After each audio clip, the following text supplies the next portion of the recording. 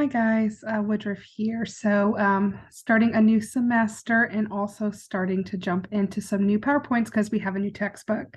These PowerPoints will be aligned with the new version that my school is using, the Lewis textbook.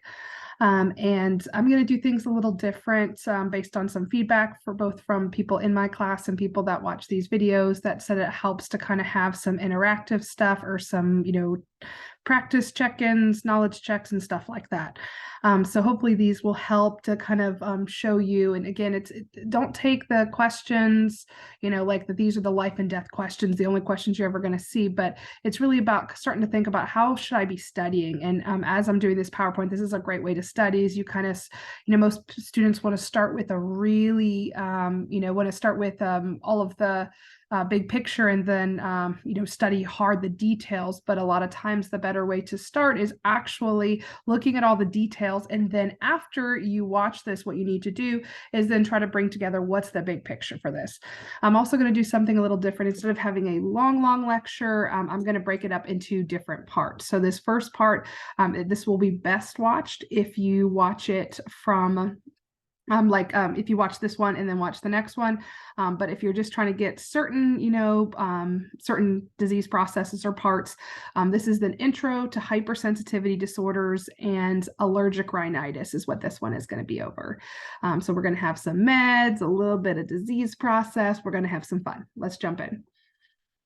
Or if I can get forward, let's see. Forward. All right. So let's first talk about key parts of the upper respiratory system as we are talking about, upper respiratory, what is hypersensitivity, that kind of stuff. So when we're talking about upper respiratory, we're talking about three different parts of our body. We're talking about problems that we have happen in our nose, problems that we have happen in our sinuses, and problems that we have happen in our throat. There's many more problems than this, but the ones that we focus on, where I teach is going to be allergies, like an over response or hypersensitivity, which includes like hypersensitivity disorders, allergic rhinitis. You can even consider asthma to be in this, but I talk about asthma later. There's also, we can have inflammation issues. So think of that like sinusitis. That's where there's an inflammation of the sinuses. And we can also have infection with like influenza, which is a viral infection. And most people think influenza is actually a lower respiratory thing. They think it's a lung issue, but it's actually an upper respiratory, but we'll talk more about that. But remember, in this video, I'm just going to be focusing on introducing hypersensitivity and then also going into some allergic rhinitis stuff and some meds related to that. So usually here in class, I will show a video. I love osmosis. I think they're great for breaking down patho. Sometimes they go a little bit deeper than what you need to know as a nurse, but I think I'm a very visual person, and studies do show that if you spend, if you watch a video with things that you learn, it increases your understanding of it, usually, even if you're not a visual learner, by like 60 to 70%. So highly recommend watching videos. But I usually like to start out, especially processes that are kind of a little bit complicated or otherwise with like, okay, well, what does this look like? But I will talk about it. Let me go into the next one. So let's talk about hypersensitivity. So hypersensitivity disorders effectively, I always tell students to think about like your family member that is super sensitive and just takes everything personally. That is what a hypersensitivity disorder is. Your immune system is in your body to protect against invaders. But what happens in hypersensitivity disorders is that your immune system starts to be like on guard. It's like thinking everything's an invader. It's kind of like when I go shopping at Walmart, where like I live in Texas and it's really scary out here sometimes with, all the trafficking and stuff that goes on. So I am hypersensitive when I'm shopping at Walmart. But hypersensitivity disorder, it's like no matter what, like there's a lot of things that your body normally, it's not attacking your body, it's not coming after your body, but your body's always on guard and thinks everything's an invader, and it starts to build up a defense. Now, there's times that your body needs to build up a defense against things that are coming in, but imagine you're out in this world and not everything, but a lot of things that your body's coming into contact to on a daily basis, it's starting to like build up a defense, like, oh, we got to fight this thing. What's the big problem, or why do we care? Like, who cares that your body's building up a defense? Well, what can happen is that this defense that it's building up can lead to really uncomfortable symptoms, which we'll talk about. It can cause swelling in your airway or other passages where you breathe, which can make it where your airway is closed and you can't breathe, which is kind of a life or death, dying kind of situation, which we don't like.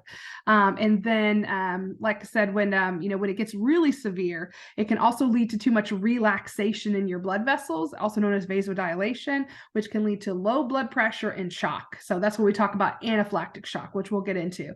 Right now, we're going to just start with some of the what happens when it's not so bad. And with hypersensitivity disorder, it kind of encompasses a lot of things. For where I teach, we really only talk about type 1 hypersensitivity. There are other types, delayed reactions, things like that, but we mostly are talking about type 1. And if you go to my school and you're watching this as a part of, kind of getting ready for my lectures, you do not need to, we're not going to sit there and be like, they're having a type 3 reaction. What's going on? Just focus on type 1. And pretty much what's covered in this PowerPoint and stuff like that. I'm not saying this is all you need to know, but what I mean is that you don't need to be going, if you're reading something, you're like, wow, I don't remember reading it or hearing about this on any of her lectures, then it's probably not something you need to know, but you can always check with me. All right, so like I said, mostly what we're going to talk about today as we're introducing hypersensitivity is talking about a type of hypersensitivity known as allergic rhinitis. Now, we are all usually very familiar with this. There's very few times I've run into a student who's like, oh, I've never had that. If you have, congratulations, especially if you've lived in Texas a long time, because many people don't have allergies, then they move to Texas, case in point. So pretty much what is happening in allergic rhinitis is that it's an allergic response going on in the nose. A body, again, is overreacting to stimulus, and this can be many different things. We'll talk about irritants and common allergens and stuff like that on the next slide. But pretty much what's going on here is that the body, again, is overreacting, and it can happen in different ways. Sometimes people, it's like an isolated episode that their body overreacts. Sometimes people have intermittent attacks. Sometimes it's, there's certain things your body's reacting to that are only present during certain times of the year, like, when pollen and stuff or pollen season comes up. Or some people have it all the time. It's like I said, it's like your body's reacting to something in the environment constantly. So, we talked about uncomfortable symptoms that can happen with, which is one of the big so what's with this, like, who cares? Why do people, why are we even studying this? Are people coming into well, I shouldn't say that. People probably do go to the ER for this, even though it's just a runny nose. But generally, you're not going to see people admitted to the hospital for allergic rhinitis. They might have that as like a side problem or some other issue, but most people are not admitted like, hey, I'm having an acute case of allergic rhinitis, get them admitted quick. This is something that can be managed outside of the hospital. But the thing with annoying persistent symptoms is that it can lead to a lot of discomfort for patients, a lot of problems, and it can exacerbate other issues. And with this, really the important thing you want to think about is that this is more mild. And for someone who's going through it, they might disagree with that. So, but I'm saying this is more mild compared to anaphylaxis, which we'll talk about later, but it can cause uncomfortable symptoms that we can help increase someone's comfort in daily living. And also we want them to know about when is it getting serious, though, because when you have something that's kind of chronic, you're like, oh, it's not that bad, it's got a runny nose, but what's going to happen if it's getting worse? So I always want to kind of look at that. With allergic rhinitis, it's usually pretty self-limiting, and we just kind of treat the symptoms and try to increase the patient's comfort. But with any sort of allergic reaction, it can always get worse. So the hallmark symptoms, and when you're studying hallmark symptoms, you really should, if you look in your textbook, you're going to find a ton of symptoms, but you really just want to keep it simple and think, okay, what does this patient look like? Imagine they're sitting in a hospital bed looking at you. What are they going to be complaining about, or what are you going to assess and find? And you really want to find your hallmarks or bring together what are those major ones. So I usually think of with allergic rhinitis, they're itching. And when I say itching, is they usually have itching in their eyes, or they could have what do you call it, with the teary where their eyes are watering, and then sneezy, so they're sneezing, runny nose, so stuff like that. So there's a lot of secretions both coming from their eyes and their nose. Their eyes may be itching, they're sneezing, but these are kind of the hallmarks of this. You might add in their watery if you want, but I think that kind of goes with teary. And these are my hallmark symptoms, how I remember it. But if you remember it a different way, as long as you don't remember it as 15 symptoms, because one second, as I'm getting over my own whatever respiratory thing this is.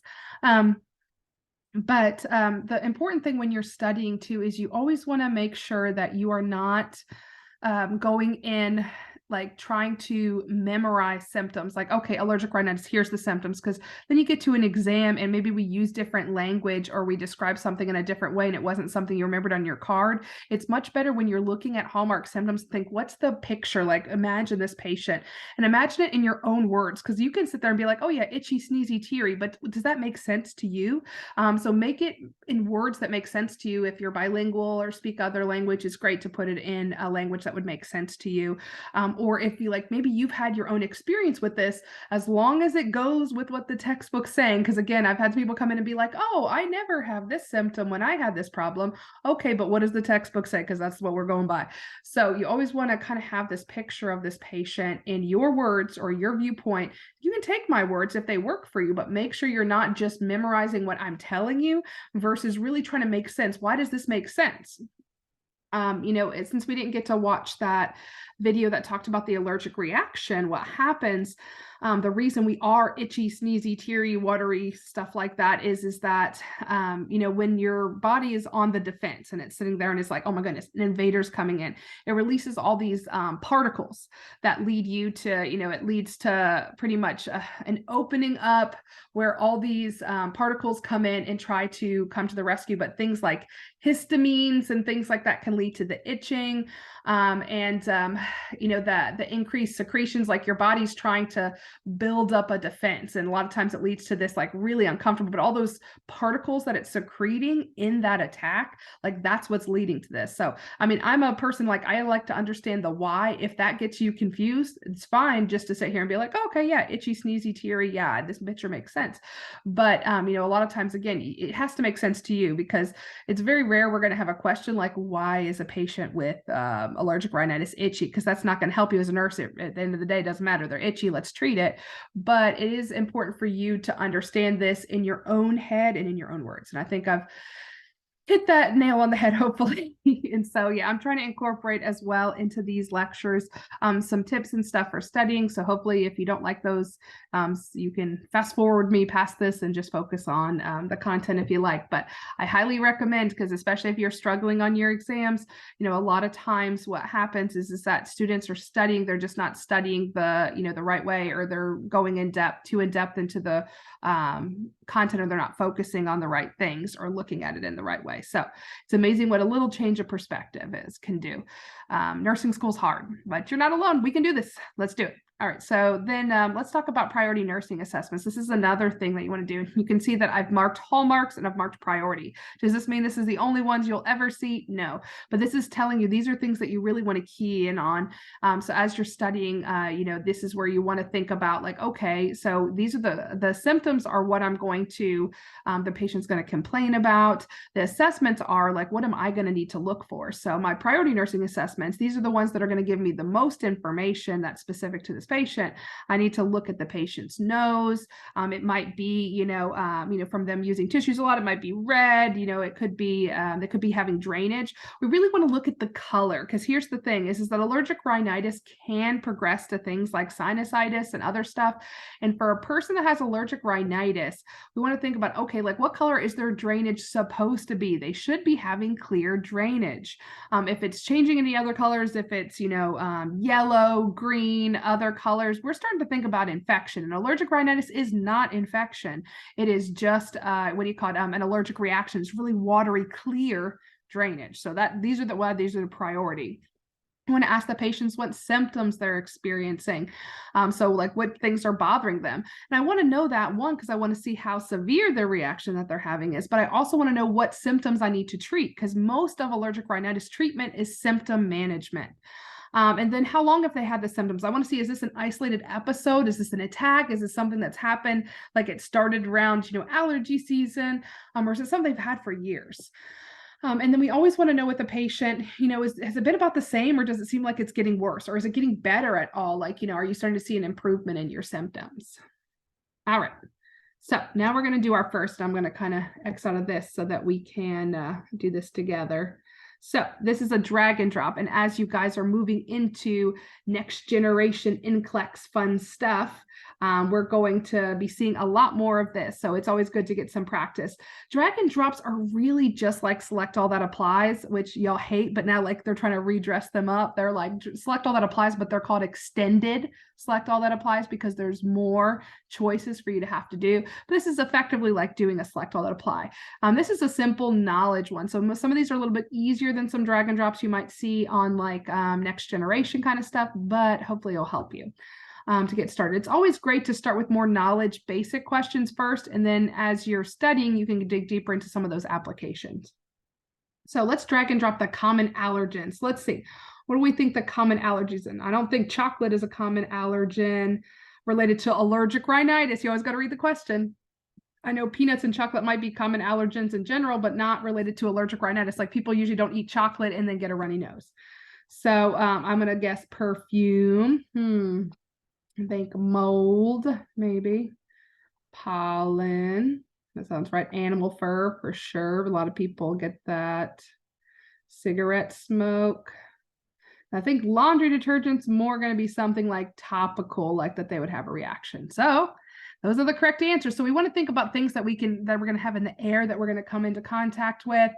We're also going to look at, other animals or, substances either inside or outside that are going to be irritating or cause issues for us. So that is correct. Let's keep going. All right. So you always want to think about how do I, like for every disease process, you always want to think about, okay, how do I know if it's getting better or getting worse?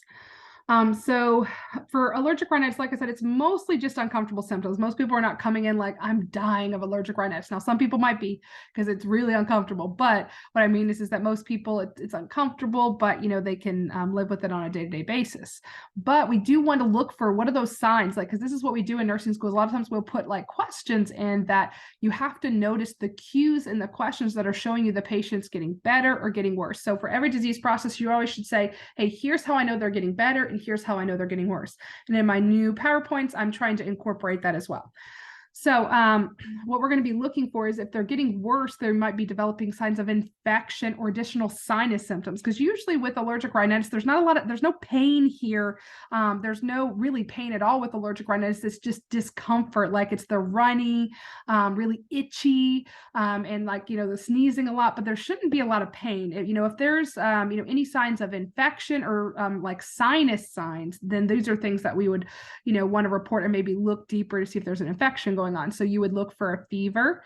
And usually, most of the time, we consider a fever like greater than 100.4. It depends on the person and the disease process, though, because sometimes some patients, they're in the high 99s. That's a fever for them if they're immunocompromised, etc. But usually we say like 100.4 or above. Purulent drainage. So again, this patient with allergic rhinitis is expected to have clear, watery drainage. If it's starting to get thick, if it's starting to get purulent, and purulent is that yellow-green color, that's a sign they're getting worse.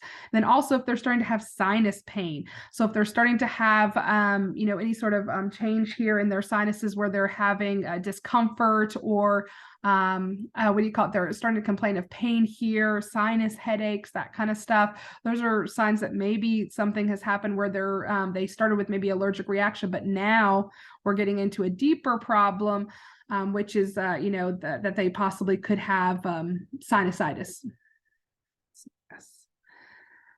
So how do we manage this? So, as a whole, we want to give them, we want to do two things. We want to, of course, manage their symptoms, but we also want to stop the body from reacting so much, because I can manage their symptoms all day. But if the problem underneath all of this is that, this patient is overreacting to this allergen, yes, first and foremost, remove the cause. Yes. If there's like, for example, let's say they're allergic to an animal and that animal's in their house, no amount of medicine is going to necessarily stop the fact that they're overreacting to that.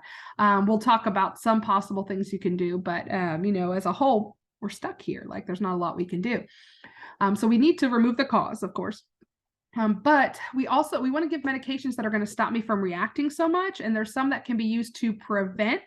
And there's that we also, of course, want to keep this patient comfortable. So we're going to give them medications to treat their symptoms as well. So when you're thinking about allergic rhinitis meds, you really want to kind of put them like I've put them in this slide, where here's the preventative ones and here's the ones to treat.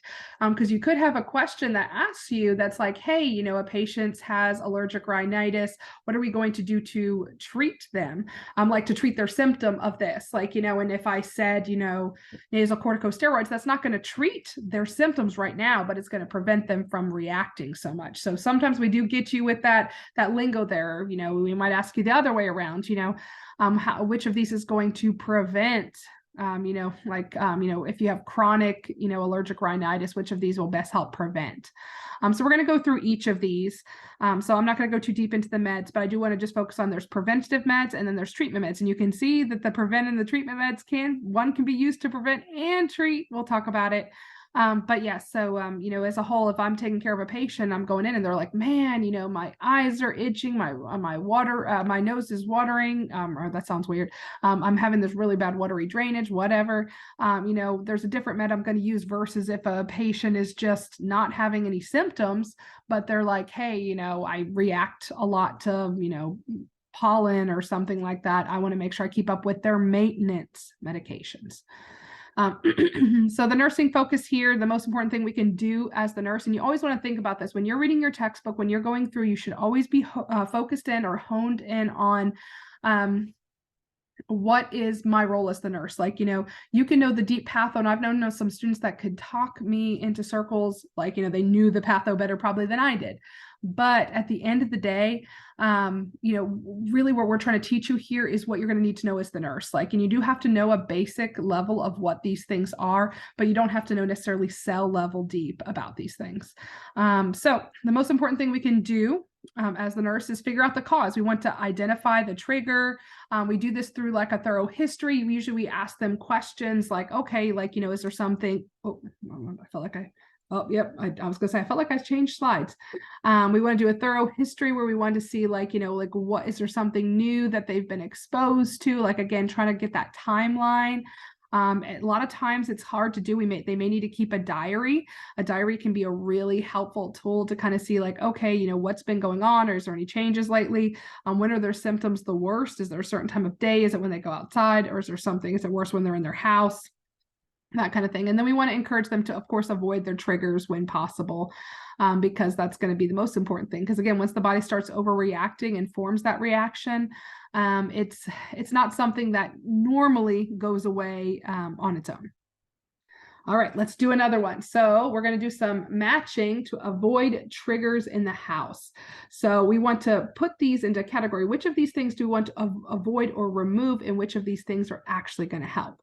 So let's think. So I think a HEPA filter, we want good filtered air, clean air. So a HEPA filter helps to clean air. I think that's good. So carpet holds on to a lot of yucky stuff. I'm going to say we're going to avoid or remove it when possible. We definitely don't want pets in the bedroom.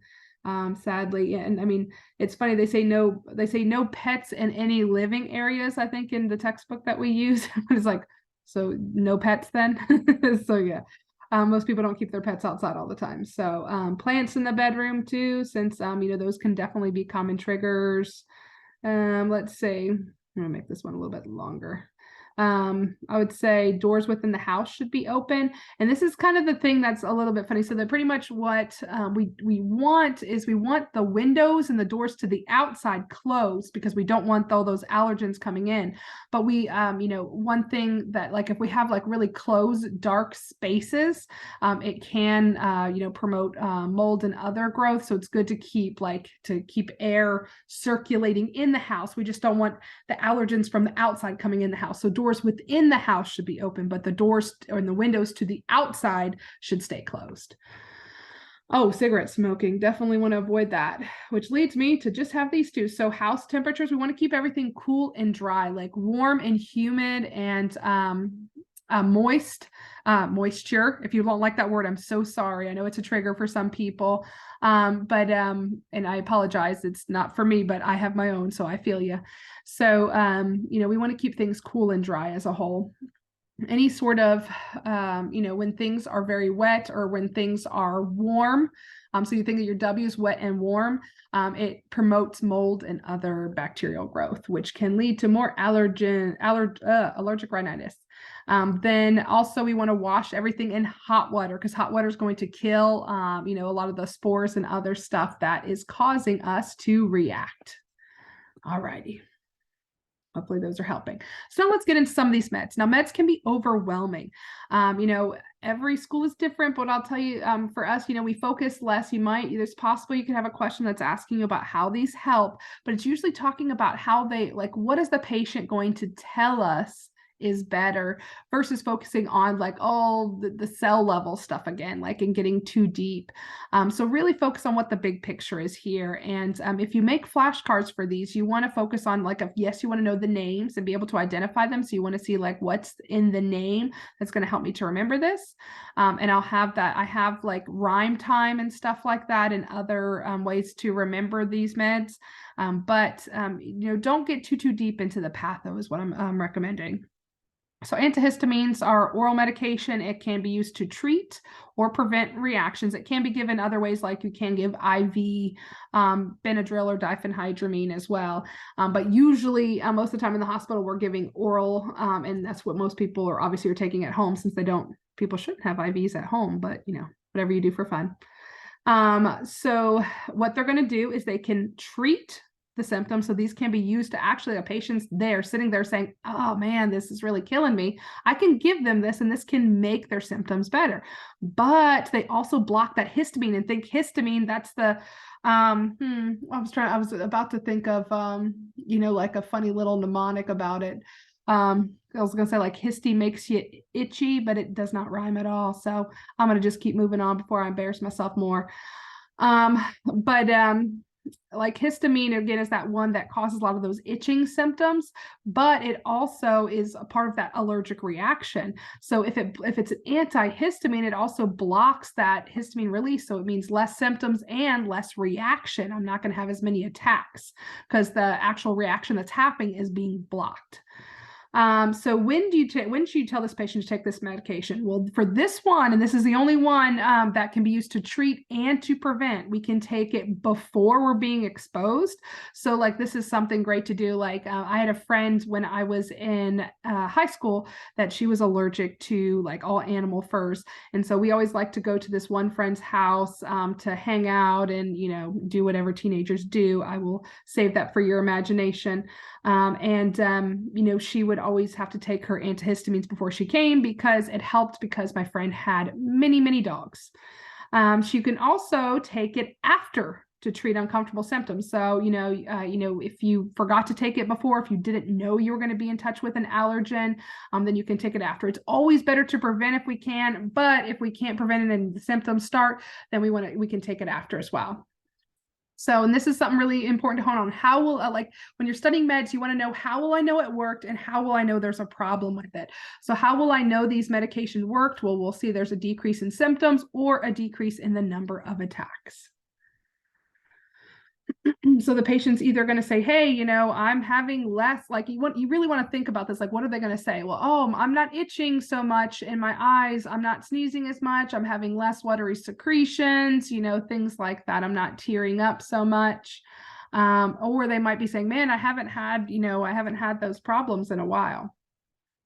So we, most people know the first generation. There's two generations when it comes to antihistamines. The first generation is the main one most people know is diphenhydramine, also known as Benadryl. And so, like I said, I try to have rhyme time when I can, mnemonics and stuff like that to help you remember. It says, I'll make you sleepy, but you'll no longer be weepy. If that helps you remember this one, because the big thing to keep in mind with this is that it's very effective, but think that these can all antihistamines, first generation antihistamines, can leave you high and dry. And what I mean by high is they can cause drowsiness and have kind of a sedative effect.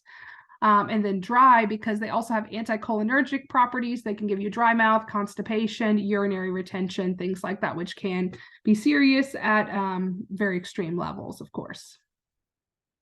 So let's talk, again, like I said, you always want to know, how do I know it worked? How do I know there's a problem? So like, these are the things that you're going to look for into, you might have a question that says something along the lines of like, hey, a patient's taking an antihistamine, which of these do you need to report to the physician? So we're going to be looking for things like changes to their heart rate, where the anticholinergic can affect your heart rate. We're going to look for changes to bowel and bladder, and that's going to be about retention. So about like the inability to urinate or inability to defecate, are going to be what you're going to look for. And then, there also is, kind of an unusual phenomenon with first generation antihistamines that can happen. That's what's known as a paradoxical reaction. A paradoxical is something that's the opposite of what you're expecting. So people usually get drowsy with this, but there's some people that have the opposite effect. They get really anxious, restless, they can get insomnia. So it can get a lot worse. So the teaching we want to give for this medication is we want to avoid other things that are going to make them drowsy. We want to, like other things that can make them drowsy would be other medications or other substances that can make them drowsy, like alcohol. We want to avoid anything that can add to that sedative effect. We do not want to do anything that requires alertness, attention. So think of all the A's. We want to avoid the A's. We want to avoid alcohol. We want to avoid anything that requires alertness or attention. And then if they're complaining of like a really dry mouth with these because of the anticholinergic dry mouth effect, you can tell them, hey, hard candy, lozenges can help with that dry mouth. There's also second generation antihistamines. The cool thing about this is that you can stay awake and you will no longer ache. So these ones have a lot of the same benefits. They last longer. They have more, like some of them can last up to 24 hours. They don't have the same sedative effects. There's really minimal side effects, minimal sedation. So the great thing about these is that, a lot of the stuff that I mentioned on the previous slide, not so much. Here's some examples of some. I'm going to, I'll say this. You can see that a lot of them end in the tadine or adine. And so like loratadine. And so I always wonder if it's loratadine, but, maybe that's because, maybe sometimes when I'm reading this, maybe I'm hungry. And so I'm thinking about dining, but who knows? But I'll say loratadine to sound fancy. But most people know these as Zyrtec, Claritin, Allegra, things like that. So most of you guys may know these. These are very helpful. And like I said, they do the exact same thing, except they don't have the same as much of the anticholinergic effects, and they don't have those same sedative effects. So these are a lot safer to use, especially long-term. The only downside is they're more expensive. If you've ever looked at gone and tried to buy the brand name of these can be super expensive. But on the upside, they do have, like I said, less side effects. So there's also nasal corticosteroids. So you're going to see, we're talking about allergic rhinitis. The main problem is in the nose. And so we can give systemic meds, which is like taking an oral or an IV med, like diphenhydramine, or like I was talking about with the second generations. Those are all oral pills that we can take. But we also can do topical treatments because, again, the problem's here in the nose. So let's do like some local treatment. So we're going to talk about a couple different nasal sprays that we can use too. So first are nasal corticosteroids. So this works by decreasing corticosteroids, and you're going to see this a lot. There's a few things that we're going to talk. We're not going to talk about them quite yet. We will talk about them later. But the thing you want to remember with steroids this is what I'll just say with this is you're going to need to know steroids. Like, this is something we give, and we give steroids for many different disease processes, many different things. So you're going to want to get to know them. One thing that might help you is that as you're going through this, because there's a lot of steroids that are in respiratory, like, we talk about inhaled corticosteroids with asthma, COPD.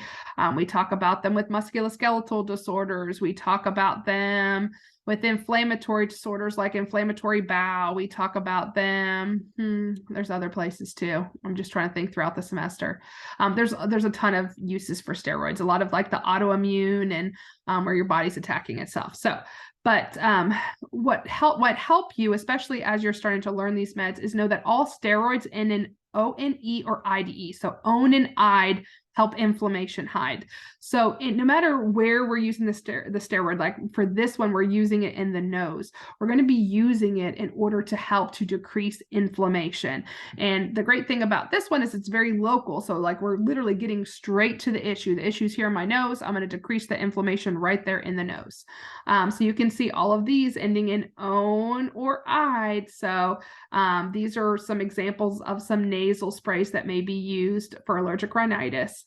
Now, we talked about with diphenhydramine or first generation, all antihistamines, that they can be used to treat allergic rhinitis. Now we're getting into medications that prevent allergic rhinitis, or they're going to, decrease the amount of attacks you're having. So this medication should be taken daily. Like this nasal spray should be taken daily to prevent attacks. It's not meant to be used as needed. This is a maintenance medication. So let's learn a little bit more. How will I know this worked? I know this worked because they're saying, hey, my symptoms are better overall. I'm having less attacks. Like they're going to, show improvement in how they're feeling. Problems, there's really minimal problems with these. There's potential nasal irritation. We're going to talk about systemic steroid effects. There can be some really serious stuff that happens systemically with steroids, but luckily with this one, we don't have to worry so much about that. Since it's more locally absorbed and used. And I mean, very rare, but it's possible they could get a fungal infection in their nose. So look for like white patchy changes into the skin in their nose. Generally what we want to teach this patient, because these, like when I told you before, like what you want to know about meds, you want to know, like what is it? How does it help? How do I know it worked? How do I know there's a problem with it? And when I say, how do I know there's a problem with it? I'm not talking about like, how do I know it's not working? I'm talking about how do I there's side effects. Like what are the ones? We usually look at side effects that are either going to cause a problem where they are going to make the patient not want to be compliant with them. Like they're like irritating symptoms. And we also want to look at life and death symptoms. Something that we're going to need to call the doctor about, or something that's going to cause the patient to not want to take it. And so it'll make more sense as we're going through. But that's what you want to think about. You can't know every side effect, but you really want to think about what are the ones that patients are going to be like, I'm having this side effect. I don't want to take this med anymore. Or what are the ones like, hey, I need to call the doctor about this, or I need to take some action. For example, like most medications are going to cause upset stomach. Most medications are going to cause a headache. But like as we go through, we talk about antibiotics. Well, if they start having diarrhea, well, sometimes diarrhea is expected, but diarrhea after antibiotic could also mean C. diff. So like, those are the times like I'm going to need to call the doctor about C. diff. Patients having, nausea, after like taking a med that can cause nausea, I'm not as concerned about that. But, we definitely want to think about those times that we're going to have to call the doctor because there's a major change that needs to happen. So, the other thing that we want to know, so how it works, how we know there's a problem, and then what are the teaching or administration instructions that we need. So we want to tell the patients to use on a regular basis. It's all about consistency with these meds. With the nasal sprays, with all of them, they should blow their nose right before. If I have a bunch of mucus in there, it's going to block it from being able to topically get absorbed. And just let them know that with steroids, all steroids take some time to really take effect. It can take a few weeks. So if they're taking it for a few days and are like, my symptoms aren't getting better, that they need to give it more time. There's also another type of nasal spray known as a mast cell stabilizer. And like an example of this is cromolyn nasal spray. And, this cancels the reaction of mast cells. You can say, I used to say cancels the reaction of mold. And effectively what it does is it decreases that hypersensitivity or that overreaction of the immune system. And this is, again, is a preventative. It cannot be used to actively treat. And when I say that, it's not going to help with my symptoms, but if I'm having active symptoms right now and I take this, I'm not going to be like, oh, I can finally breathe now. It's not like that. It's not a relief medication. It's a maintenance medication. So when should they take this? They can take it multiple times a day for prevention, or it can be used right before being exposed to an allergen. But again, it's not being used like, oh, I'm having symptoms now, I need to take it. Some people take this just for allergy season, so they'll begin it like 1 week before allergy season starts. So some considerations for this is, I'll know it worked if they're having decreased symptoms, again, watery, itchy, sneezy stuff, decreased frequency. There's really minimal problems with this. This is not a steroid, so we don't have those possible systemic effects. We don't have that possible thrush that they can get in their nose. Really, the only thing they might complain about is some nasal irritation with the spray. And again, same kind of teaching, use on a regular basis and blow your nose right before. So as you're studying these, like if some of this is making sense, when you're making note cards, it's really good. Like some students want to put everything that they have on a slide or everything they can find in a drug book about these drugs. You can't remember all of that. It's too much. What's the big picture here? Overall, like, how am I going to know this worked? How am I going to know there's a problem with it? And for a lot of this, there's not. So like, really, what do you need to know from this? The takeaway is just, for both of these are like, you could even kind of make one card for all of these. If you need to make cards to remember the names, you might need to do that, but don't spend all your time putting stuff on note cards that you already know. Try to bring together, hey, big picture here. It looks like both of these nasal sprays, it's a lot of the same stuff. Like, look for the differences instead of what's the same. And that'll help save you some time. So, I think this is the last one. We'll see. I think this might be the last one. So there's another oral medication we can take. Again, we're still in prevention land because we already went through the ones that can treat. But these are known as LTRAs, or leukotriene receptor antagonists. So leukotrienes are another part of that allergic cascade that can lead to a lot of uncomfortable symptoms and this overreaction. So this is an oral medication that can be taken to prevent that allergic response. So you may have heard this, the Mentelia-Cast or Singulair. All steroids, and why does it say all steroids? Apparently when what do you call it, when I wrote this, I did not double check. I was so excited. I was like, I bet this time I'm going to get through a PowerPoint. I'm not going to have any errors, but so sorry for this. This should say all LTR, it should say that these cast away allergy symptoms. Apparently I copy and pasted. Always interesting. But anyway, so take this as all will cast away allergic symptoms. So when do we take this? Again, it's just like all the other ones, like we talked about, this is a daily maintenance med. The only one, remember, with mast cell stabilizers, we talked about the nasal corticosteroids. In this one, it's daily. The mast cell stabilizers, they can take those multiple times a day. So what are some considerations? So considerations for these, again, same. How will we know it worked? It's the same thing. Decrease symptoms, decrease frequency. Something different, again, we hone in on those differences. Something different for this one is that think the L in leukotriene, it can cause elevated liver. So liver and leukotriene, or the LTRAs has liver issues. So they might have elevated AST or ALTs. Now you do not need to, for my school, you do not need to know those levels at this point. But just know that if we had a question, we could put like, hey, what do you need to report to the doctor? And if it said this would be like, we would just say elevated versus like actual have a number. Then also a change in mood or suicidal ideation. So it's rare, but it can, there is possible changes to mood. Like there's some new side effects that they're seeing more often with some people, where people are having, very severe mood changes with this med. So definitely be, assessing any thoughts of harming yourself. You have a plan, etc. And something very important for this one is not to stop suddenly. They can have kind of like a rebound effect, or they can have some very severe effects going off this suddenly. So usually this is something that you want to talk to your doctor. They might wean you off, etc. So overall, for my nursing focus, we're going to talk about allergy shots later, or immunotherapy. But if this is an isolated allergy, they can consider allergy shots. They should keep a symptom diary to kind of see like what makes it better or worse. Like, is there, excuse me, sorry, my cat's trying to rub on me. It's like allergic rhinitis coming for me. I'm not allergic to cats, but it's just kind of it's kind of funny how things pop up at the funniest moments. They just get very jealous when I'm doing lectures, even though they don't want to listen to me when I'm trying to lecture to them. So then keeping a symptom diary just to kind of keep track of symptoms or other things that are coming up, to kind of track how things are getting better, how the medications are working. New triggers can come up. You can not be allergic to something and then start to be allergic to it later.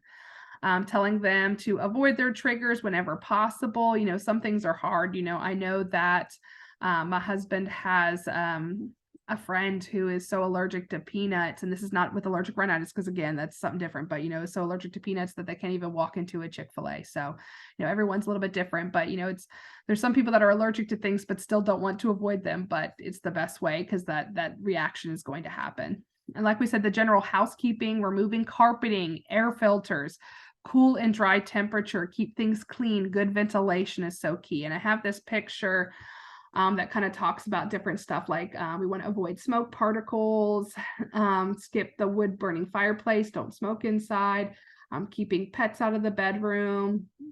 Like in your sleeping space, effectively, you want less things that are going like where you're going to be spending most of your time. Take off your shoes to avoid tracking allergens, avoid scenting your home, avoid cloth material, try to have easy to clean surfaces. Wash the bed linens and curtains. I think I read somewhere you're supposed to wash them once a week, and that remember you want to wash them in warm or hot water.